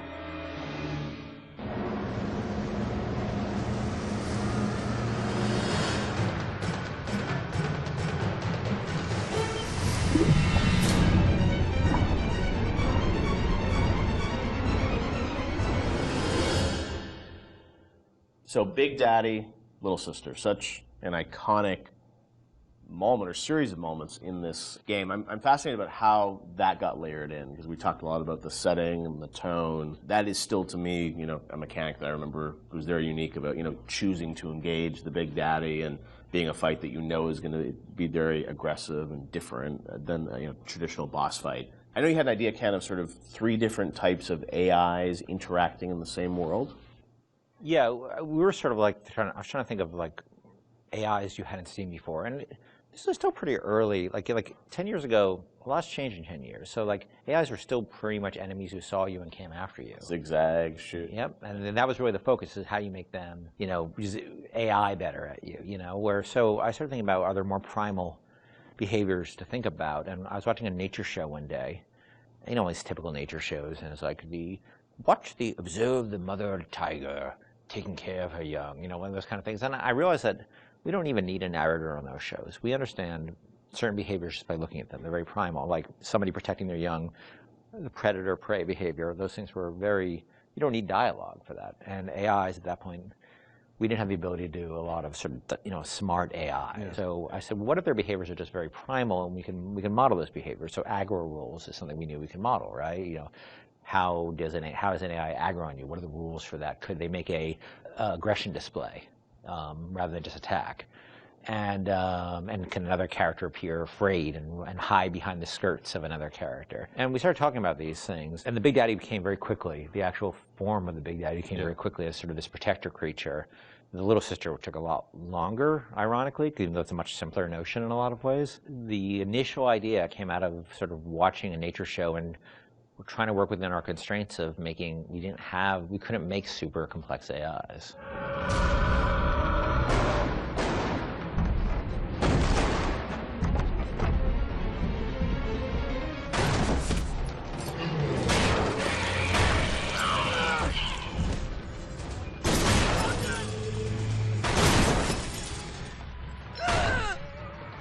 That's the Big Daddy. She got it on him. He keeps her safe.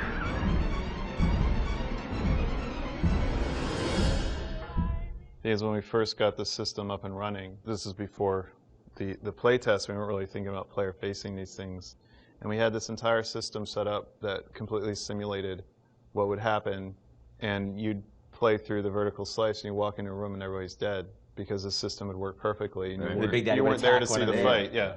And we track they weren't called Little Sisters at the time, but we track how much they were harvesting, and it was all like a Command and Conquer level simulation. Yeah. And players didn't care or notice. Yep. And so we just abandoned all that stuff. Yeah, so that took us a step towards, how do we present this to the player, then how do we make the gatherers, which we called them at the time before Little Sister design came on, like how do we make them empathetic towards the player, how do we make the player want to engage with that, because at the time they were just slugs. Right. So which is That's a horrible right, design. Originally were slugs, right? Yeah. Not actually.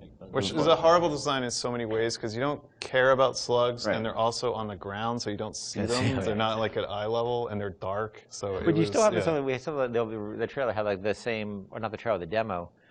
Our prototype we did, so had the Big Daddy sort of like interacting with the little slug. And slugs crawl around the Big Daddy? Or no, it's this awful little mesh. Right. Yeah. It's like a little beetle, sort of. Yeah, it was terrible. Yeah, and they were protecting. And they had protecting the beetles. The beetles? What? And, really? and the it Big was Daddies so had two drills. They didn't have a hand, so they could. There's no way they could like. It's just fascinating because like the Little Sister, it's like there's such humanity in it, which you really connect with. Which seems like you would think that would be the obvious thing. Yeah.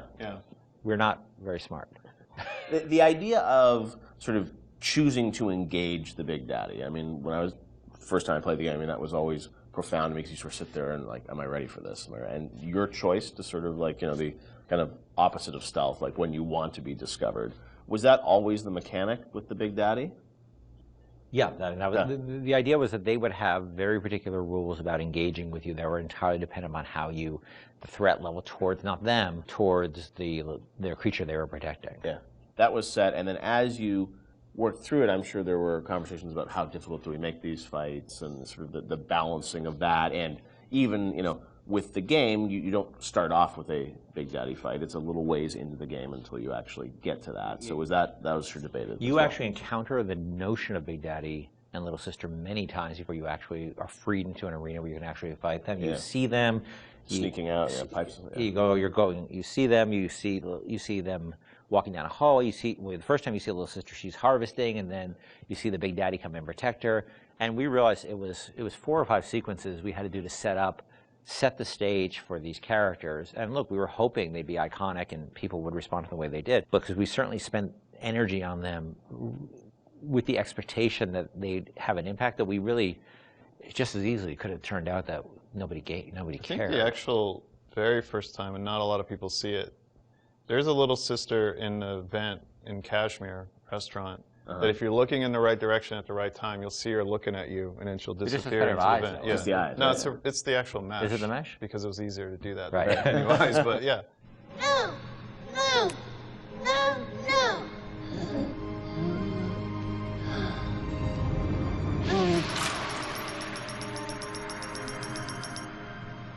Thank you.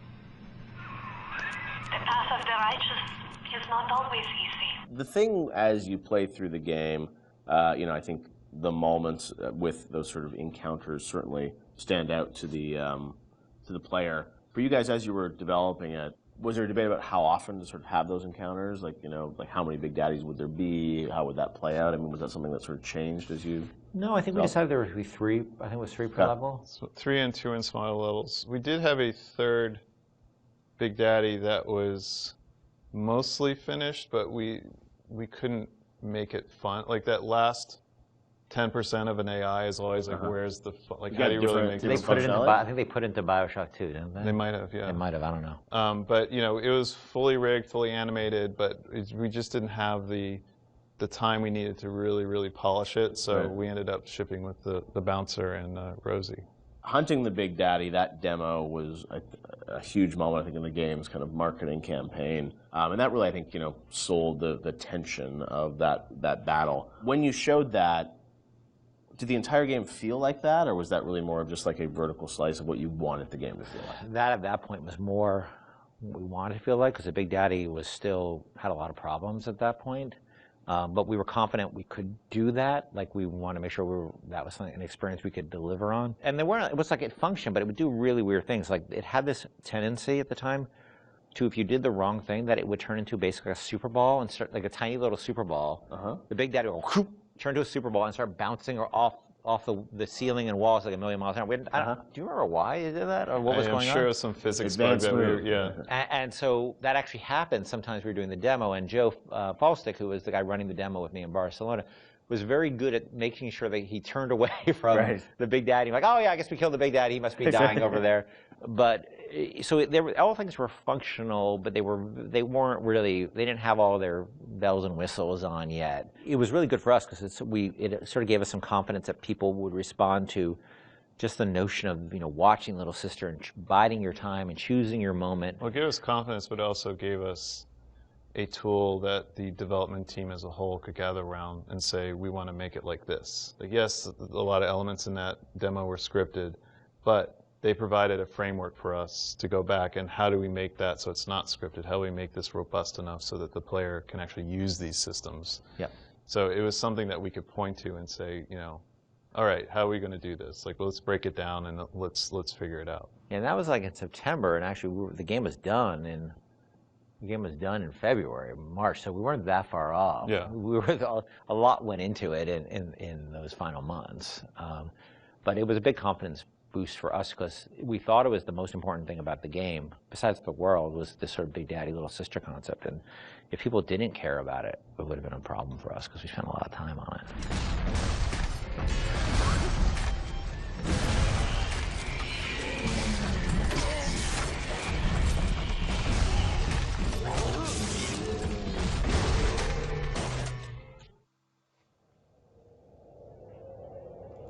To kill, to harvest or not to harvest, the moral dilemma that follows you throughout the BioShock experience and defines the fate of the player. This choice lays at the center of your BioShock story and has repercussions that can be felt in nearly every facet of the gameplay.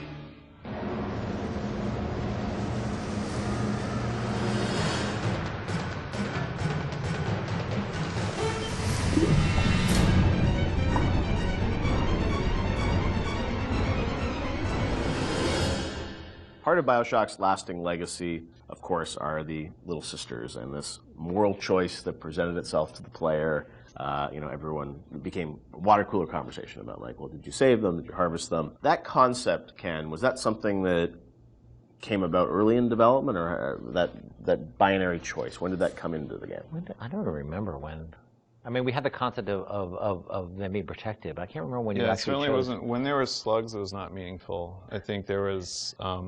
Do you salt it? Do you not salt it? Yeah. There were resources that you could get, but there was no choice there, right? The choice was, do I want to fight the Big Daddy or not? Yeah. I think once we got into the realm of they have to be empathetic, the player has to have some feeling towards them, which you're not going to get from slugs, then we start seeing that opportunity there of like, okay, nobody's going to want to do harm to these girls, or do they, like, and do we allow them to? It was we weren't comfortable with it at first when it first came up that we could. I think it was important that it was a way to reflect the sort of larger economic questions of a world like Rapture, where, like, where the economy drives everything. Are there any limits to economic decision making versus moral decision making? Because that's sort of what the Randian notion is that it's not the role that you don't sort of legislate morality. Let's try to take that to an extreme and see where that ends up. And Little Sisters sort of became that. And in this world, they became a commodity. And the question we have for the players, are you willing, they're a commodity to you as well, potentially. Are you willing to participate in the commodification?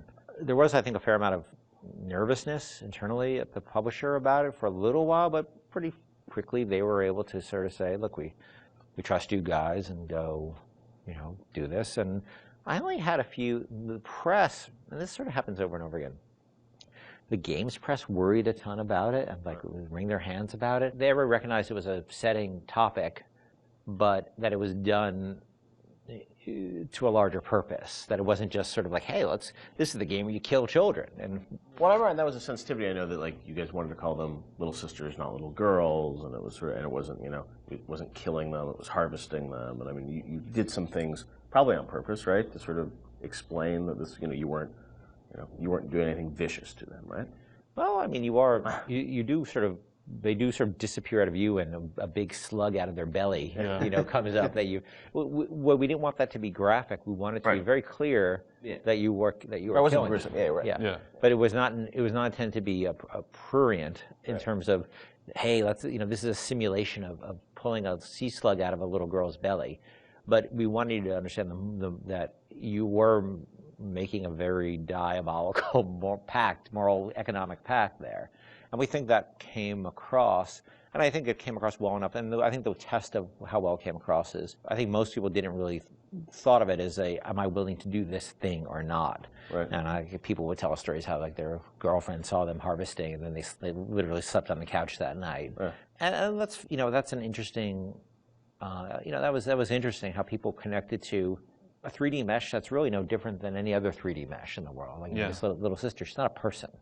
She's a 3D asset, a virtual 3D asset, right, that has a voice actor connected to it who's an adult woman. And nobody was actually getting harmed, but people still emotionally connected to them and made an emotional connection. And also, I think when you're playing, you don't really know what the impact of that choice is. Yes. And that's sort of the curiosity of you're a gamer, so it's like, am I going to game the system? Which one should I pick? How does this impact things as you go through the game? It's never really fully clear what that choice is going to lead to, right? And the ambiguousness of that was something you wanted to sort of create mystery around throughout the game?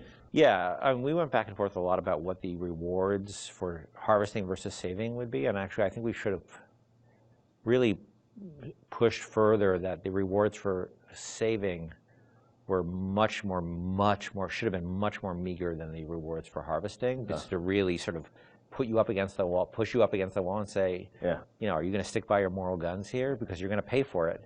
Yeah. Because that's usually the way life is, right? It's always harder to take a moral path than it is to take an amoral path. But there's incentives to take amoral paths because it's the easier path.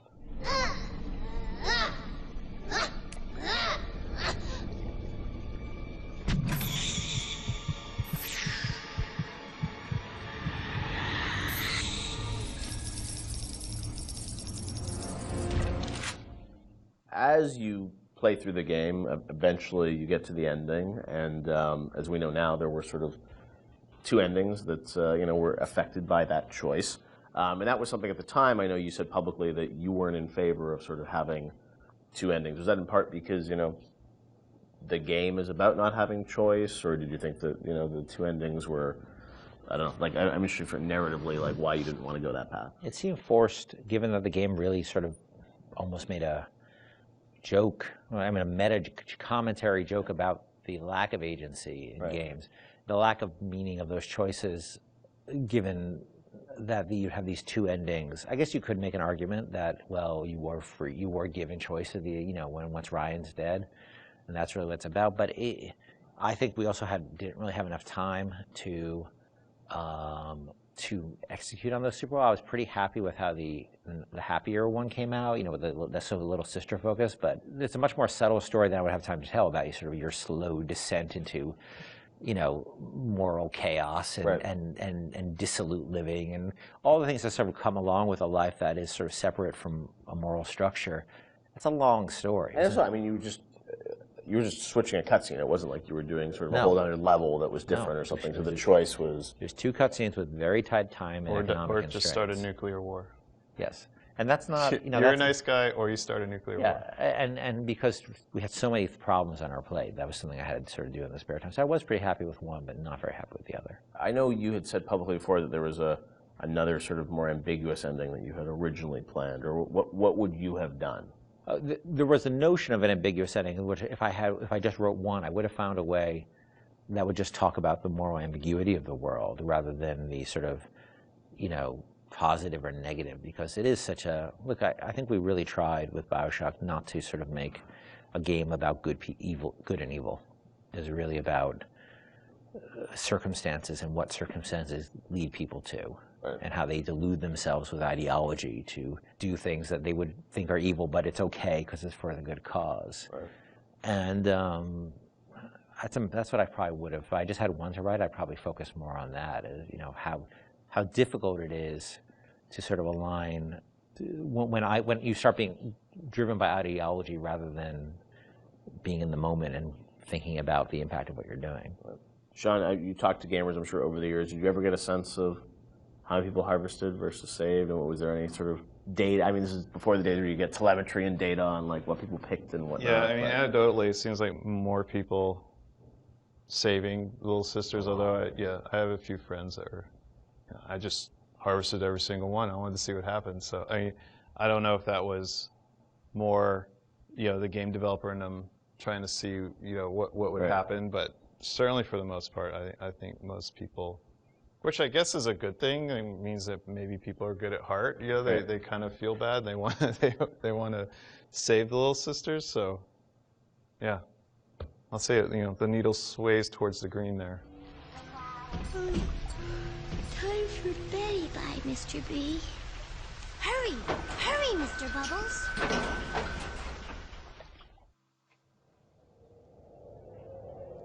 The illusion of choice is a thinly veiled dynamic that drives many single-player gaming experiences. And while many developers spend a lot of time trying to convince players that choice is real and authentic in their games, the truth more often is that choice is a superficial concept in gaming narrative. BioShock confronted this idea head-on, searing into our minds a innocuous 3-word phrase with an unforgettable new meaning. Would you kindly?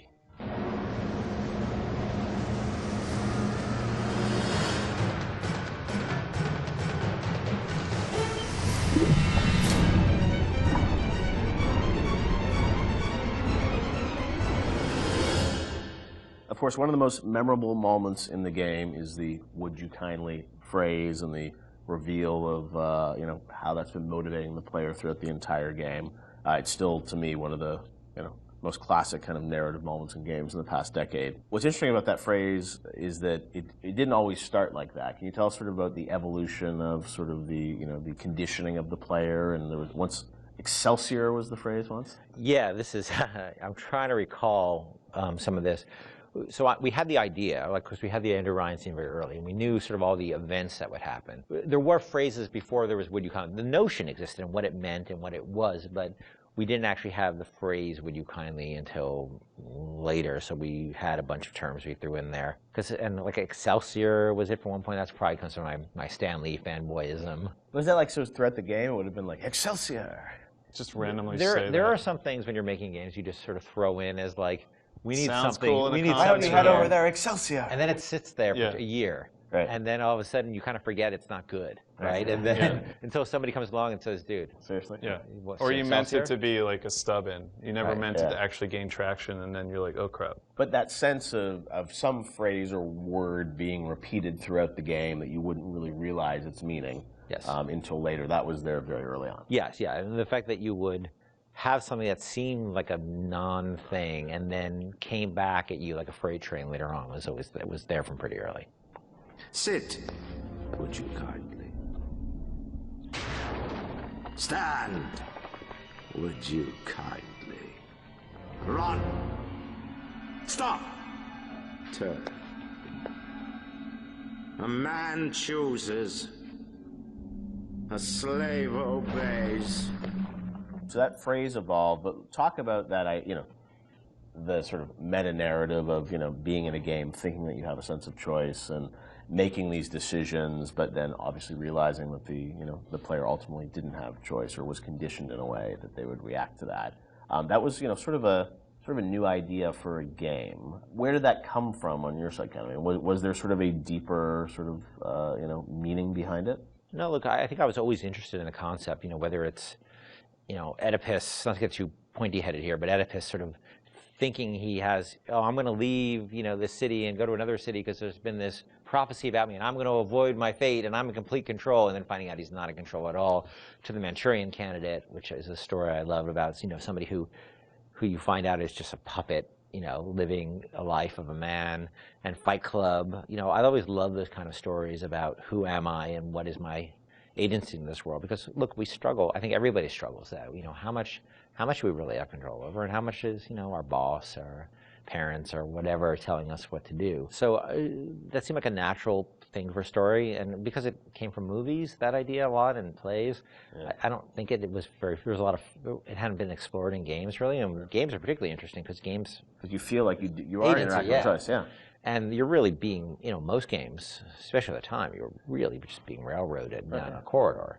It's very easy to underestimate gamers, and I think probably I did a little of my own underestimation there, that it would be a little too pointy-headed for people, but people seem to really engage, probably because it spoke to an experience they had, a struggle as a gamer they've always had, which is like, I want to control, but how much control do I really have in this game?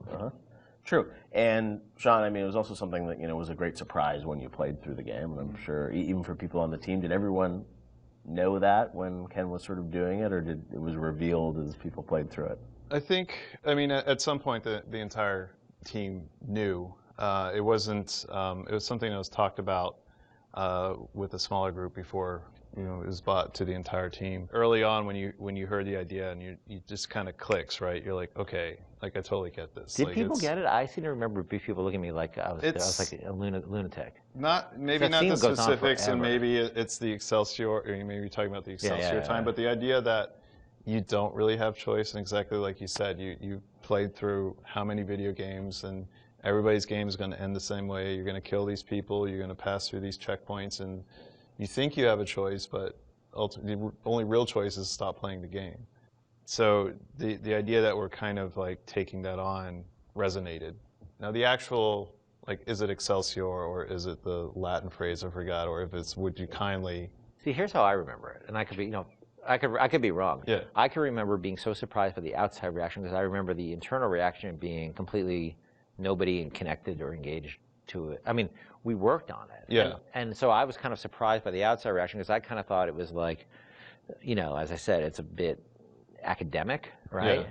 And look, it also could be a function of we're playing it close to the vest. I could be misremembering it, or it could also just be a function of nobody making the game had the experience of playing it through and getting to that moment. Yeah, that's what I mean. Like, it was revealed to them in advance of really playing it, so it wasn't that surprise. Yeah, they had seen it in all its really half-assed, development stages on the way. Out of order. Yeah, out of order and all that. And it's not really something you can play test over an afternoon, because it takes a little while to get to that point. You need to lack the knowledge about what the game is to be able to sort of have that experience all the way through.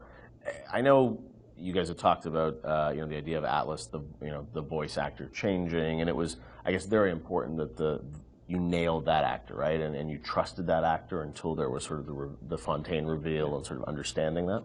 Yeah, trust was everything there, right? And so there was something about either the actor or the writing or the accent that just people immediately said, this guy's no good. Right. When the first Atlas we had, because you have to trust this guy, and if you don't, there's no trust. There's no, there's no punch in the gut. I think we've really focused on making him have personal stakes in the story as well. That he had his family trapped. Even, of course, it was all fiction, right? But his he had skin in the game. He sort of spoke to you as a friend, and especially because the whole world was so hostile to you. I think it took a while to get that exactly right. Listen, I've got a family. I need to get them out of here. But the splicers have cut me off from them. If you can reach them in Neptune's bounty, then maybe, just maybe... I know you must feel like the unluckiest man in the world right now, but you're the only hope I'll ever see my wife and child again. Sean, what do you hope is the kind of lasting legacy of BioShock? 10 years hence, a lot of things you guys were doing, have sort of become common now, right? With, upgrades and moral choices in games and whatnot. But it was really pioneering work a decade ago. When you reflect on it, what do you hope people remember the game for sort of pushing forward? For me, it's telling a story with the medium and how we used everything available to us to tell that story. We used the environment to set up the backstory of Rapture and really create a sense of space, which I think is vitally important to getting the players to trust that, to sit down and kind of like just be in the space and let these things happen. Even the radio logs, the rudimentary animation that we had at the time. I mean, we really sat down with the tools that we had and at our disposal and tried to tell a meaningful story. Maybe not meaningful, but something that would be memorable to people that they could take away and, like you said earlier, have that water cooler moment where they're excited enough to talk about it after they put the controller down. So for me, I think the legacy is that it was a story well told.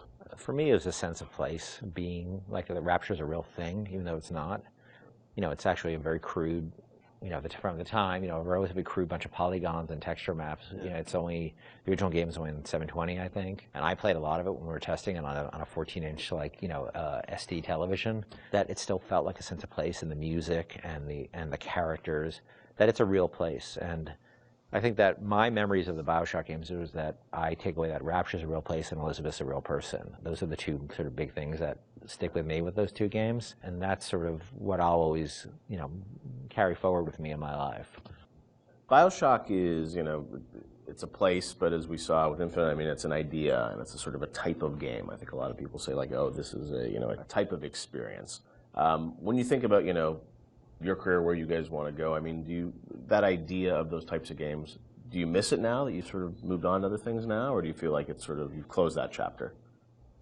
I mean, it's always a part of what you do. Like, System Shock 2 was a part of BioShock, but it wasn't System Shock 2. It was you're growing past that and trying out new things. I think BioShock and BioShock Infinite, and even going back to SWAT 4, those will always be a part of my experience as a game developer and what we're trying to do with the medium. So I don't think it's something that you just draw a line and say, we'll never return, because there's always lessons that you can learn and things that you bring with you to the next project that you're working on.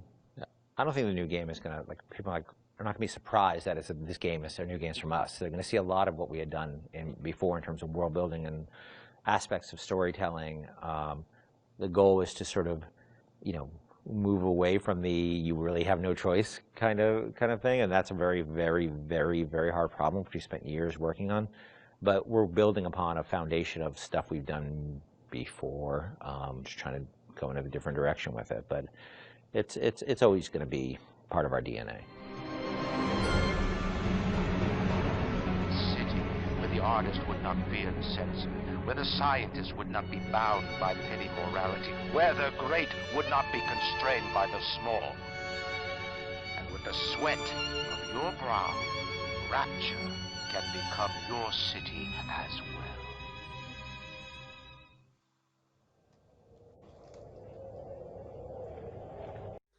Give me all they feelings, yeah. All around me are familiar faces, worn out places, worn out faces.